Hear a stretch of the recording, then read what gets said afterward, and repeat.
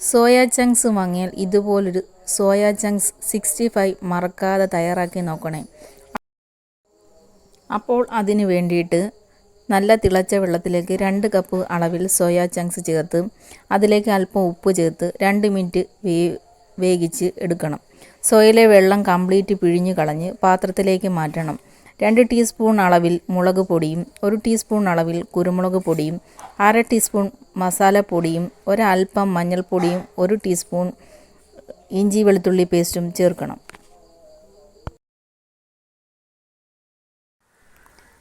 2 teaspoon അളവിൽ കോൺഫ്ലവറും ചേർത്ത് അല്പം മൈദാമാവും ആവശ്യത്തിനുള്ള ഉപ്പും ചേർത്ത്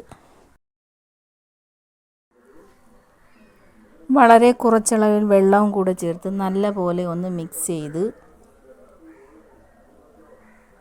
ഒരു 15 മിനിറ്റ് റെസ്റ്റ് ചെയ്യാൻ വെച്ചതിന് ശേഷം ചൂട് എണ്ണയിൽ ഇട്ട് വറുത്തെടുക്കാം.